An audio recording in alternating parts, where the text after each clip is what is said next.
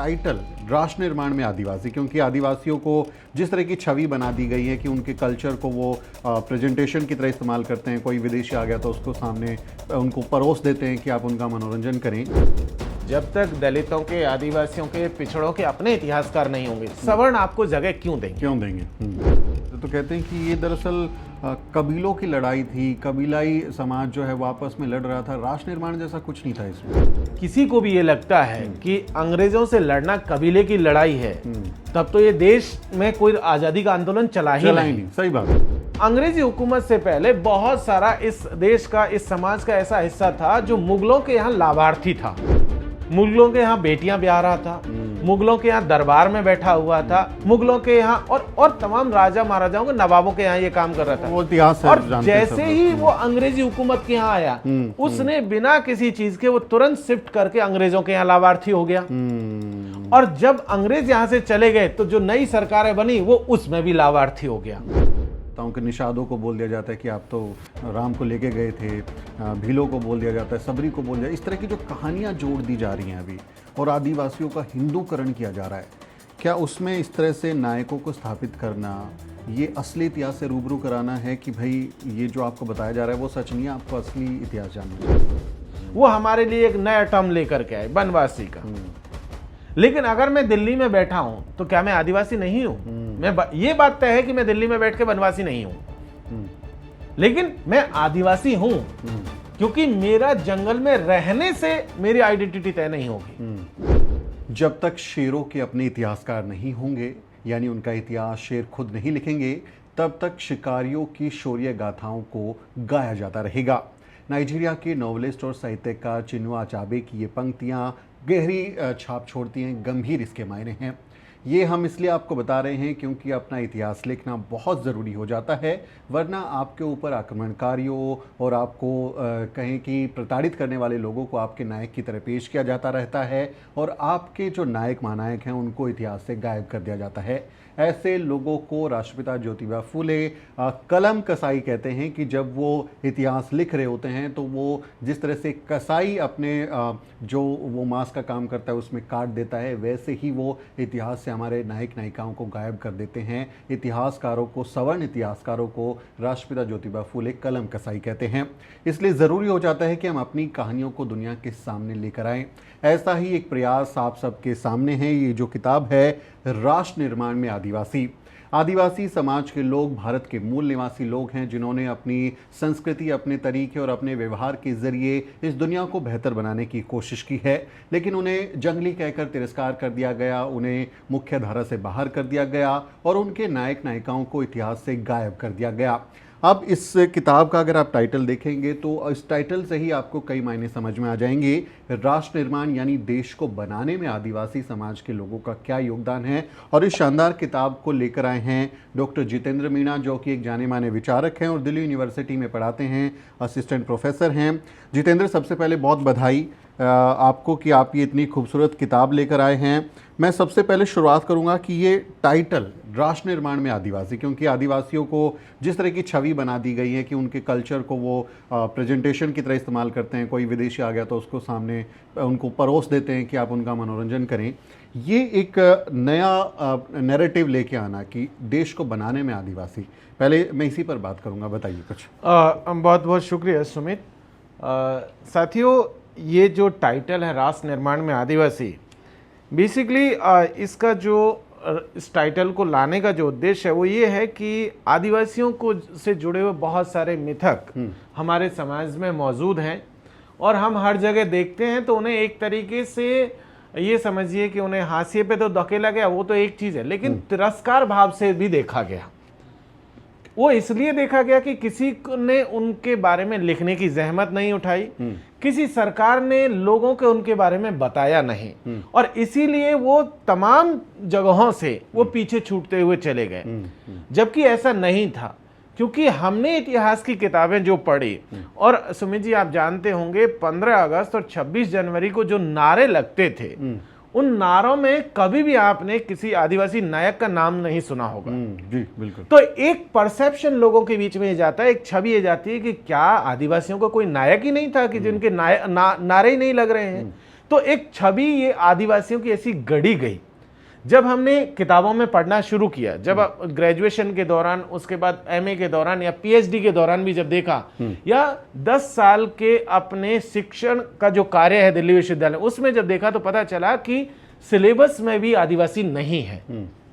Paper छोड़ दीजिए, course छोड़ दीजिए, इवन किसी कोर्स का, किसी सिलेबस का कोई छोटे हिस्से में भी आदिवासी नहीं, आपको नहीं मिलेंगे।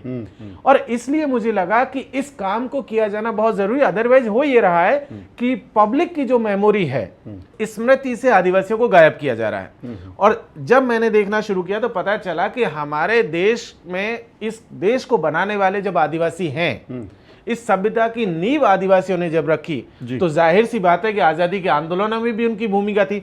इसी किताब के अंत में मैंने एक सूची दी है, और उस सूची में लगभग भारत के जो आदिवासी विद्रोह हैं, ये लगभग 150 जो है विद्रोहों की सूची है।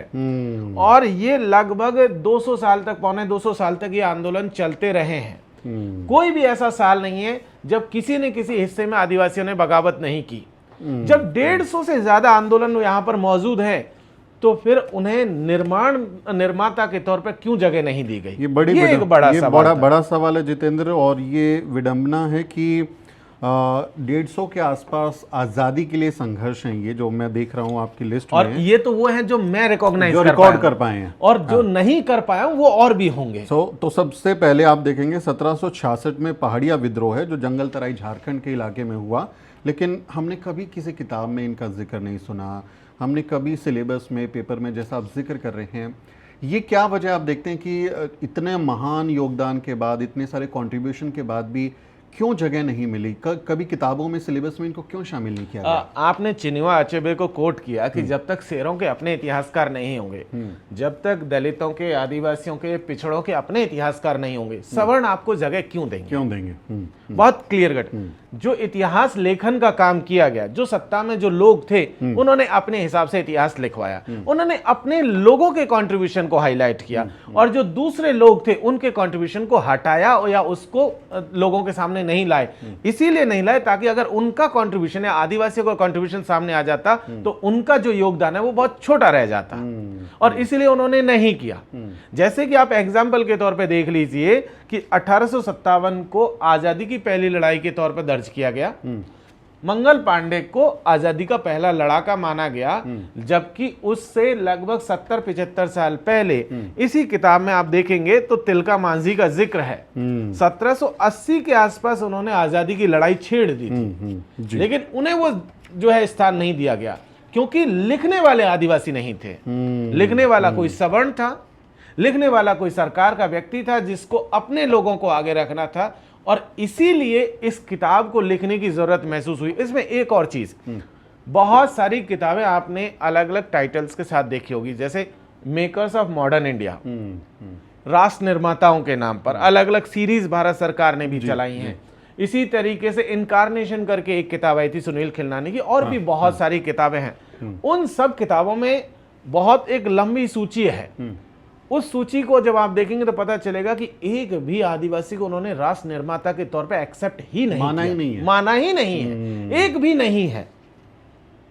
जब उन्होंने वो काम नहीं किया, तब ये जिम्मेदारी हमारे ऊपर थी कि हम अपना इतिहास लिखें, हमारा जो कंट्रीब्यूशन है इस देश को बनाने में, उसे लोगों के बीच में लेकर के जाए। लेकिन जितेंद्र, इतना लंबा समय हुआ, आज़ादी मिले, 75 साल, अभी अमृत महोत्सव मनाया हम लोगों ने।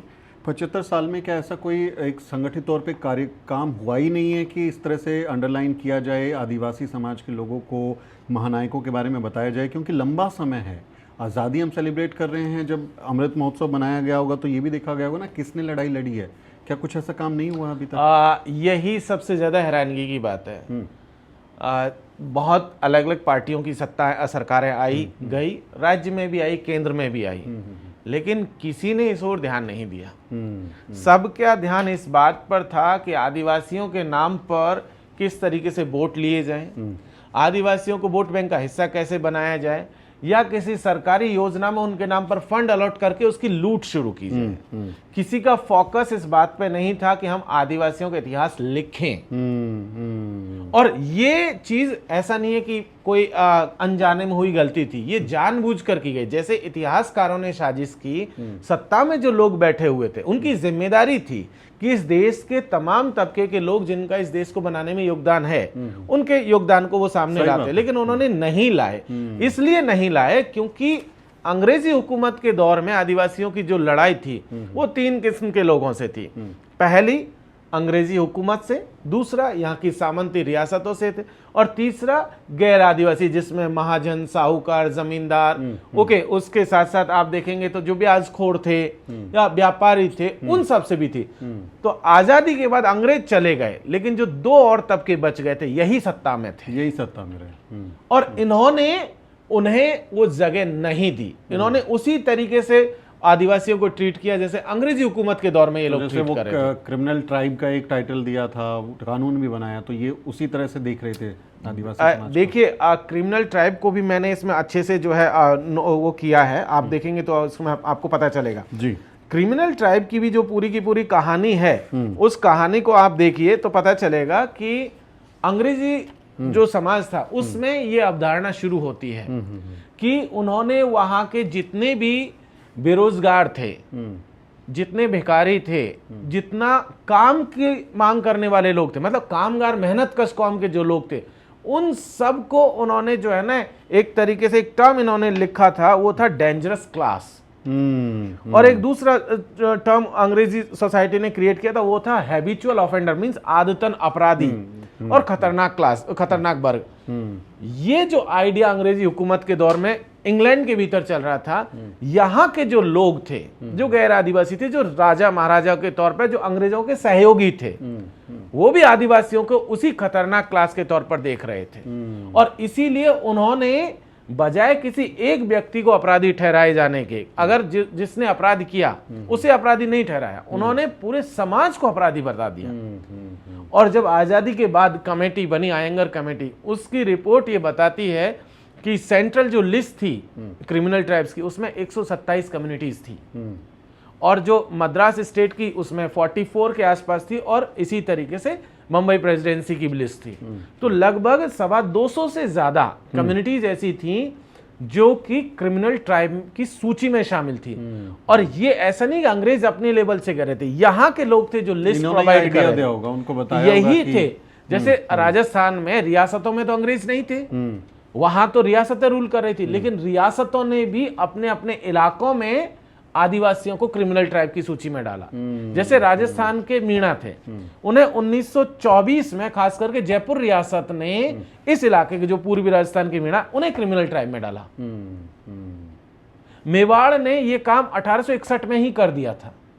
एक्ट के आने के पहले ही जितने भी वयस्क पुरुष थे उनकी थानों में हाजिरी, उनका रजिस्ट्रेशन, उनके आने जाने की हर एक सूचना थाने में देना जरूरी था। तो ये चीजें मिल करके हुई। जो तबका यहां पहले से रूल कर रहा था, जो बाहर से आए थे, उन सब ने मिलकर के ये सब काम किया। जी जी, तो बहुत इंटरेस्टिंग जानकारी है, और मुझे लगता है कि जो दर्शक इस किताब को पढ़ेंगे उनको नया एक पर्सपेक्टिव मिलेगा। जब हम आदिवासी नायकों की बात करते हैं, चूँकि हम भी कंटेंट क्रिएशन में हैं और कई लोगों को पढ़ते हैं, अपने नायक नायिकाओं को जानने की कोशिश करते हैं, तो आदिवासी वर्ग में भी हम लोग चुनिंदा महानायक या महानायिकाओं को ही जानते हैं, चाहे वो बिरसा मुंडा हो, टांटिया भील हो, कुछ चुनिंदा लोगों को जानते हैं। आपकी किताब में मैं कई ऐसे नाम देख रहा हूँ, और मैं इस बात के लिए मैं माफ़ी मांगता हूँ कि मैं उनको नहीं जानता। ये विडंबना है कि हम उनको नहीं जान रहे, क्योंकि उनके बारे में लिटरेचर अवेलेबल नहीं है, उनके बारे में लिखा पढ़ा कहीं नहीं जा रहा है। जैसे गुंडाधुर एक कैरेक्टर आपके यहाँ पर हैं, इनके बारे में मैं नहीं जानता। ऐसे कई नाम हैं इस लिस्ट में जिन नायक नायिकाओं के बारे में मैं भी अवगत नहीं हूँ। तो मुझे ये बताएं कि ये इनको कैसे आपने लोकेट किया, कैसे इनकी कहानियाँ ढूंढी, और ये गुंडाधुर कौन है, थोड़ा अगर बता पाएं तो कुछ, क्योंकि वो एक हमारे लोगों को हिंट मिलेगा कि इस किताब में आखिर देखिए इस किताब में मैं बताऊं सुमित जी, लगभग 9 राज्यों के जो है 12 आदिवासियों को हमने शामिल किया है। राजस्थान, झारखंड, छत्तीसगढ़, मध्य प्रदेश, महाराष्ट्र, तेलंगाना, बिहार, उसके साथ साथ मिजोरम और मणिपुर, और मिजोरम, और उसके साथ साथ मेघालय। अच्छा। तो इस तरीके से, और इस इलाके मतलब लगभग मैंने 8 कम्युनिटी जो अलग अलग आदिवासी समुदाय हैं उन सब से इनको शामिल किया है। तो ऐसे कई शख्स हैं जिनके बारे में हमारे समाज का बड़ा हिस्सा नहीं जानता है। जो आप बात कर रहे हैं ये गलती आपकी नहीं, ये जिम्मेदारी सरकारों की थी, ये जिम्मेदारी जो लोग इस काम को पहले से करते आ रहे थे, इतिहास करते, उनकी जिम्मेदारी थी कि वो आदिवासी नायकों को लेकर के आते, किताबों में दर्ज करते, तो आप और बाकी का समाज उससे लाभान्वित होता, उनको जान पाता। लेकिन उन्होंने वो जिम्मेदारी नहीं निभाई, उन्होंने बेईमानी की एक तरीके से, और उस बेईमानी के चलते हमारे समाज का बड़ा हिस्सा उन नायकों से अपरिचित रह गया। आपने गुंडाधुर की बात की, उससे शुरू करने से पहले मैं एक और इसमें शख्स टंट्या भील का आपने जिक्र किया जी। टंट्या भील के बारे में अभी रिसेंटली कुछ काम जरूर होना शुरू हुए, नहीं तो उनके बारे में कोई नहीं जानता था। 10 नवंबर 1888, आज से लगभग 125 साल से भी ऊपर का वक्त हो गया, न्यूयॉर्क टाइम्स अमेरिकन अखबार में एक खबर छपी जिसमें लिखा गया था, उसका टाइटल था रॉबिन हुड ऑफ इंडिया। तो टंट्या भील को अमेरिकी अखबार 1888 में रिकॉग्नाइज कर लेते हैं, लेकिन भारत की सरकार 2025 में भी उन्हें रिकॉग्नाइज नहीं करती है। इसी तरीके से एक और नायक हैं जिसे पदिया मीणा के नाम से जानते हैं, उसका इस किताब में जिक्र नहीं है, लेकिन मैं बताऊं उन्हें भी ऑस्ट्रेलियन अखबार ने लगभग 1870 के आसपास the robin hood of Marwar के नाम से, मींस जोधपुर रीजन, उसके नाम से उन्हें दर्ज किया था। तो ऐसे बहुत से नायक हैं जिन्हें उस दौर के अखबारों में, खास करके विदेशी अखबारों में दर्ज किया गया, लेकिन यहां के लोगों ने उसे वो सम्मान नहीं दिया।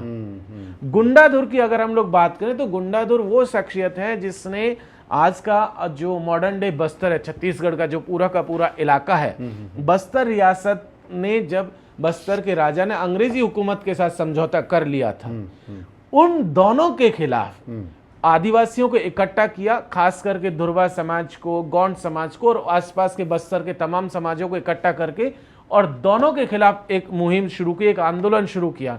और वो मुहिम जो है, इसे, इनके आंदोलन को भूमकाल के नाम से हम लोग जानते हैं, भूमकाल के तौर पे दर्ज है।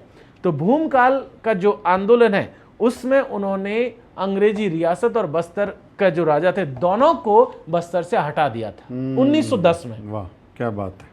तो ये एक संक्षिप्त में उनका एक तरीके से ये समझ लीजिए कि हम जो बता सकते हैं। ऐसे तमाम नायक हैं जिन्होंने अपने अपने इलाकों में अंग्रेजी हुकूमत को खत्म किया, जिन्होंने अपने अपने इलाकों में देसी रियासतों का शासन खत्म किया। लेकिन ये बात एक्सेप्ट नहीं करता जी, तू कोई भी अगर इस तरह से हम जब बात करते तो कहते हैं कि ये दरअसल कबीलों की लड़ाई थी, कबीलाई समाज जो है वो आपस में लड़ रहा था, राष्ट्र निर्माण जैसा कुछ नहीं था इसमें। देखिए, अगर आपको किसी को भी ये लगता है कि अंग्रेजों से लड़ना कबीले की लड़ाई है, तब तो ये देश में कोई आजादी का आंदोलन चला ही नहीं। सही बात है। इसका मतलब तो ये हो गया कि जिसे हम लोग आज की तारीख में आजादी का आंदोलन कह रहे हैं, वो दरअसल कबीलों की लड़ाई है।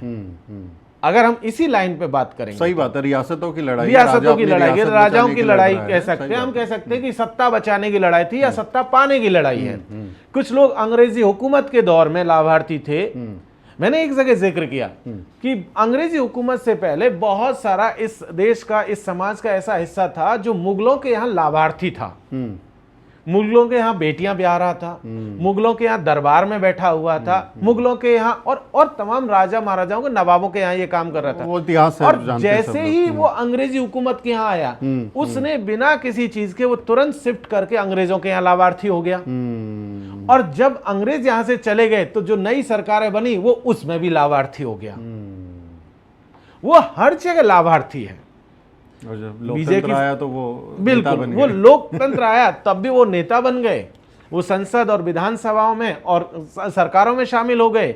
जब अंग्रेज थे तो वो उनके यहाँ थे, उससे पहले जब राजा महाराजा और मुगल थे तो उनके दरबार में शामिल थे। तो ये पूरी की पूरी जो है स्टोरी है इसमें।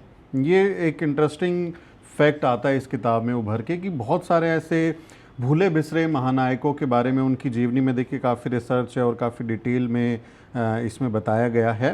तो इस किताब को लेके आइडिया क्या रहा और कितनी मेहनत हुई, कैसे ये किताब रूप ले पाई, जरा वो भी जर्नी बताएं, क्योंकि वो भी इंटरेस्टिंग रही होगी। नहीं, फैक्ट्स जुटाए होंगे, लोगों से मिले होंगे। देखिए, ये जर्नी बेसिकली शुरू हुई कोविड के दौरान।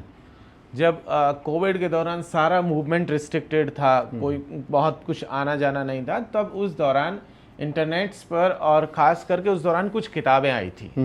जब उन किताबों को मैं पढ़ना शुरू किया तो मैंने देखा कि यार इसमें हमारा हिस्सा तो कुछ है ही नहीं। फिर मैंने उनके बारे में इंटरनेट से खंगालना शुरू किया। जर्नी यहाँ से शुरू हुई कि यार पता करते हैं कि कैसे क्या है। और जब हमें उनके बारे में मिलना शुरू हुआ तब हम जाकर के ओरिजिनली आर्काइव की तरफ शिफ्ट किए कि यार इनके ओरिजिनल सोर्सेज हमें कहाँ मिलेंगे। तो पता चलेगा कि आपको चाहे नेशनल आर्काइव जो दिल्ली में है उसमें आप लिख सकते हैं। तीन मूर्ति जो जैसे आजकल प्रधानमंत्री जो है संग्रहालय के नाम से हम लोग जानते हैं, वहाँ की एक लाइब्रेरी है।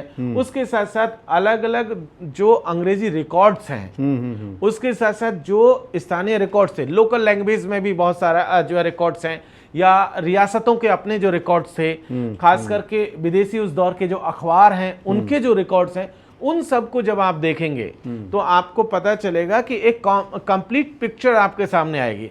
और last but not least important point वो है पब्लिक मेमोरीज। खास करके आदिवासियों में जो नॉलेज को प्रिजर्व करने की जो परंपरा है वो बाचिक परंपरा है, ओरल ट्रेडिशन है कि पिता ने बेटे को बताया, फिर बेटे ने अपनी अगली जनरेशन्स को बताया। और ये हम जो अपने घरों में दादी नानी के जो नुस्खे सीखते हैं वो कहीं रिटर्न में नहीं है। सही बात है, वो पीढ़ी दर पीढ़ी चलते रहते हैं, पीढ़ी दर पीढ़ी चलते रहते हैं, वो ओरल ट्रेडिशन का हिस्सा है। तो वैसे ही इन सब की पब्लिक मेमोरीज हैं। किसी के बारे में गीत हैं, किसी के बारे में कुछ और चीजें हैं, किसी के बारे में कहानियां हैं। तो हमने उन सबको भी शामिल किया है, उन्हें एज ए गीत के, अगर वो गीत है तो गीत के तौर पर ही शामिल किया, लोकगीत के तौर पर ही शामिल किया।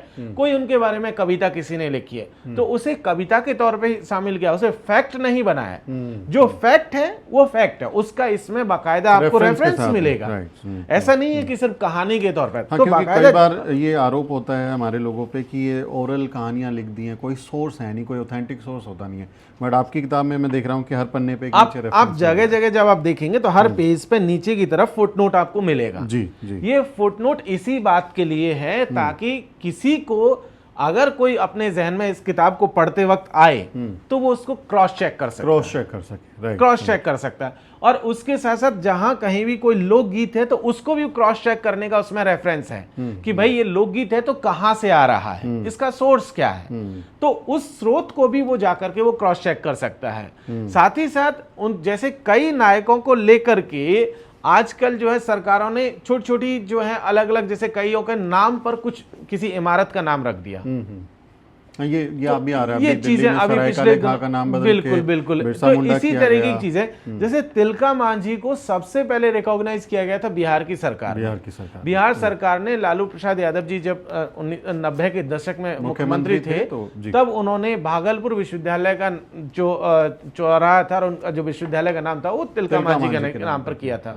और वो इसलिए ज्यादा जरूरी हो जाता है क्योंकि इस देश में पहला जो कलेक्टर था, जब ये कलेक्टरी सिस्टम शुरू हुआ 1772 के आसपास, तो जो पहला इस देश का कलेक्टर था भागलपुर का कलेक्टर था जिसका नाम था ऑगस्टस क्लीवलैंड। जब तिलका मांझी ने आंदोलन चलाया था तो ऑगस्टस क्लीवलैंड तिलका मांझी के तीरों से मारा गया था। और इस देश की ये सबसे बड़ी घटना थी अंग्रेजी हुकूमत के दौर में कि कोई कलेक्टर जो है वो मारा जा सके, वो मारा जा रहा है आदिवासी आंदोलनों में और आदिवासियों के तीरों से। तो उस बात को एक्सेप्ट करते, उसे रिकॉग्नाइज करते हुए सम्मान बिहार की सरकार ने उस दौर में दिया था। लेकिन वो जिस लेवल पे और ले जाए जाने की जरूरत थी, उन पे और काम किए जाने की जरूरत थी, वो काम सरकारों ने नहीं किया। एक तरह से जमीन के नीचे दफन कर दिया। और ये अब हमारी कहानियाँ ज़मीन फाड़ कर बाहर आ रही हैं, लोगों को पता चल रहा है। मुझे याद है कि जब हम स्कूल में थे तो हमें नहीं मालूम था सावित्री माई कौन है, उन्होंने स्कूल खोला। लेकिन आज आप जाएंगे तो दुनिया के किसी कोने में जाएं, लोग उनको पहचानते हैं, जानते हैं। तो बहुत ज़रूरी हो जाता है कि हम इतिहास को अपना निकाल के लाएं और उसको सामने करें। जितेंद्र, एक और इम्पोर्टेंट सवाल मेरे पास है कि ये जब मैं किताब देख रहा हूँ तो इसमें आदिवासियों के जल जंगल ज़मीन के संघर्ष के बारे में भी है, जो कि वो उस समय विदेशी औपनिवेशिक शासन के अधीन आ रहे थे या राजाओं के अधीन आ रहे थे और लोग विद्रोह कर रहे थे, उनको जल जंगल ज़मीन से दूर किया जा रहा था।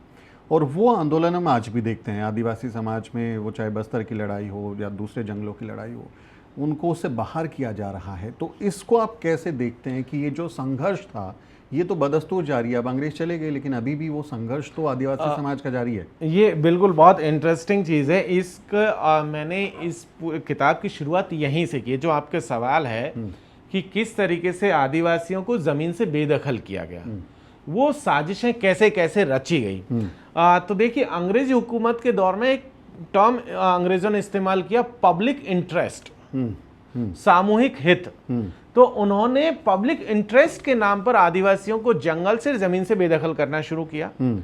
आजादी के बाद पब्लिक इंटरेस्ट का नाम बदल करके हो गया नेशनल इंटरेस्ट। नेशनल इंटरेस्ट कर दिया, ठीक है।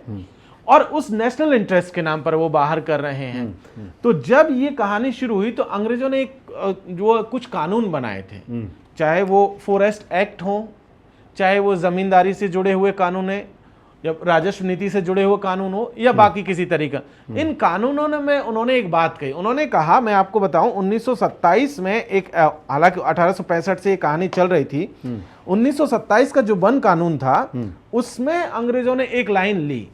उन्होंने लिखा, मैं उसका 2 लाइन में इसको पढ़ देता हूं, कि कोई भी व्यक्ति वन में निजी संपत्ति का दावा इस आधार पर नहीं करेगा कि वह वहां पर निवासरत है। कोई भी व्यक्ति इस आधार पर भी निजी संपत्ति का दावा नहीं कर सकता है कि उसके पूर्वज उस जमीन पर रहते आए हैं। ऐसे लोगों का जंगल के उत्पादों पर भी कोई अधिकार नहीं होगा। 1927 में ये लाइनें लिखी गई अंग्रेजी हुकूमत के दौर में। ये लाइनें फॉरेस्ट एक्ट में आज भी मौजूद हैं। और जैसे ही उन्होंने ये कहा कि आप इस लाइन पर दावा नहीं करेंगे कि आप यहां रहते आए हैं, आदिवासियों के पास दूसरा कौन सा तरीका है जिससे वो अपनी जमीन क्लेम कर सकते हैं? कोई तरीका नहीं बचता है। तो जो कानून अंग्रेजों ने बनाए, आजादी के बाद भारत सरकार ने वही कानून मान लिए। एक और कानून, भूमि सुधार अधिनियम और तमाम तरीके के कानून आए। कहा गया कि भूमिहीन लोगों को जो है जमीनें बांटी जाएंगी। और उस भूमि सुधार कानून में एक क्लॉज था कि जो लोग 12 साल से अधिक वर्ष से किसी जमीन पर खेती कर रहे हैं उन्हें उसका पट्टा दिया जाएगा। भूमि सुधार कानून के तहत 1952 में ये बात कही। लेकिन गजब बात यह है कि यही लाइन आदिवासी इलाकों में लागू नहीं होती है। ये लाइन आदिवासी इलाकों में लागू नहीं है, ये गैर आदिवासी इलाकों में ये लाइन लागू है। तो हमारे ही देश की सरकार ने आदिवासी और गैर आदिवासी स्टैंडर्ड कैसे बना लिया, को डबल स्टैंडर्ड में डाल दिया। तीसरी चीज, पहली बार 2006 में आदिवासियों से जुड़ा हुआ एक कानून लेकर के आई सरकार। कहा गया कि हम भूमि पर जो है मालिकाना हक देंगे, फॉरेस्ट राइट एक्ट 2006। उसके तहत कहा कि अगर कोई व्यक्ति, उसका परिवार 3 पीढ़ी से या एक पर्टिकुलर जमीन पर रह रहा है और ग्राम सभा अगर उसको अनुमोदित करती है तो जो जिले की जो सरकार है, जिला प्रशासन जो है, उसको पट्टा जारी कर सकता है। इस देश में 13 करोड़ आदिवासी हैं। इस किताब में भी मैंने एक जगह जिक्र किया है, उसको आप देखेंगे तो पता चलेगा कि अभी तक जो है लगभग 45 लाख परिवारों ने जो है जमीन पर दावा किया। 13 करोड़ में से मात्र 45 लाख जो है परिवारों ने दावा किया। उसमें से भी मात्र 24 लाख को पट्टा मिला है, बाकी को पट्टा नहीं मिला। और उसके संबंध में 2019 का आपको याद होगा सुप्रीम कोर्ट का वर्डिक्ट ये कहता है कि जिसके पास भी पट्टा नहीं है उसे अपनी जमीन खाली करनी होगी। और इसी लाइन पे इसी साल इसी बारिश में पिछले महीने मध्य प्रदेश के जंगलों से आदिवासियों को खदेड़ना शुरू कर दिया और उनको कहा जा रहा है कि तुम अतिक्रमणकारी हो।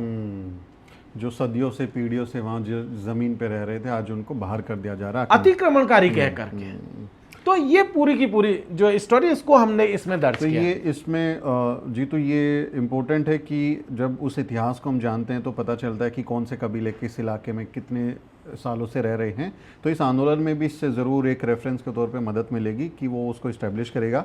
जी, तो आज जब सरकारों को हम देखते हैं, अब जैसे प्रधानमंत्री नरेंद्र मोदी की सरकार है, आदिवासी इलाकों में वो काफ़ी एक्टिव हैं, आरएसएस काफ़ी एक्टिव है, चाहे वो किसी संस्थानों का नामकरण करना हो हमारे नायकों के ऊपर, या फिर उनको वनवासी बोल के जो हिंदुत्व का संस्कृतिकरण करना है कि उनको हिंदुत्व से जोड़ा जाए। कि जैसे उदाहरण के लिए मैं बताऊं कि निषादों को बोल दिया जाता है कि आप तो राम को लेके गए थे, भीलों को बोल दिया जाता है, सबरी को बोल दिया, इस तरह की जो कहानियाँ जोड़ दी जा रही हैं अभी, और आदिवासियों का हिंदूकरण किया जा रहा है। क्या उसमें इस तरह से नायकों को स्थापित करना, ये असली इतिहास से रूबरू कराना है कि भाई ये जो आपको बताया जा रहा है वो सच नहीं है, आपको असली इतिहास जानना चाहिए? देखिए, बिल्कुल आज की तारीख में बीजेपी या प्रधानमंत्री साहब खुद या फिर आरएसएस जो काम कर रहा है वो दरअसल उनका अपना कल्चरल और पॉलिटिकल एजेंडा है। वो उनकी पार्टी का, उनके संगठन का एजेंडा है। उनको एक्चुअली में ये दिखाना है इस देश में कि मुसलमानों के खिलाफ हम सारे के सारे एकजुट हैं। उन्हें दिखाना है कि हम बाकी के जो माइनॉरिटीज हैं उसके खिलाफ हम एकजुट हैं। लेकिन आप देखिए असल में वो कर क्या रहे हैं। असल में वो हमारी जो पहचान है, आदिवासी की जो पहचान है, उस पहचान को खत्म कर रहे हैं। वो हमारे लिए एक नया टर्म लेकर के आए, वनवासी का। लेकिन अगर मैं दिल्ली में बैठा हूं तो क्या मैं आदिवासी नहीं हूं? ये बात तय है कि मैं दिल्ली में बैठ के वनवासी नहीं हूं, लेकिन मैं आदिवासी हूं क्योंकि मेरा जंगल में रहने से मेरी आइडेंटिटी तय नहीं होगी। इसी तरीके से वो लगातार जिन नायकों को अलग अलग, जैसे मीणाओं को उन्होंने जोड़ा विष्णु से। उन्होंने कहा मीणा जो टर्म है वो बनता है संस्कृत के मीन से, मछली। मीन्स माने मछली, और क्योंकि मछली विष्णु का अवतार है तो मीणा सीधे विष्णु के अवतार है। ठीक इसी तरीके से जो है भीलों को उन्होंने सबरी से जोड़ दिया, सबरी से जोड़ के रामायण से जोड़ दिया। इसी तरीके से जैसे गुर्जरों के बारे में भी, गुर्जरों को भी उन्होंने महाराजा दशरथ जो राम जी के पिताजी हैं उनसे जोड़ दिया।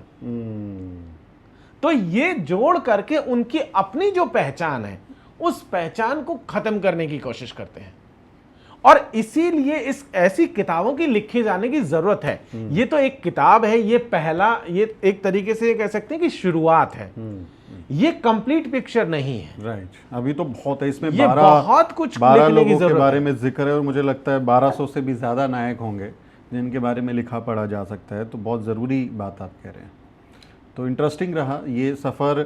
अब ये हमारे दर्शकों को हम चाहेंगे कि वो इस पे ज़रूर इस किताब को खरीदे। इसको कहाँ से मंगा सकते हैं, कहाँ मिलेगी? देखिए ये अमेज़ॉन पर उपलब्ध है ये किताब जो है।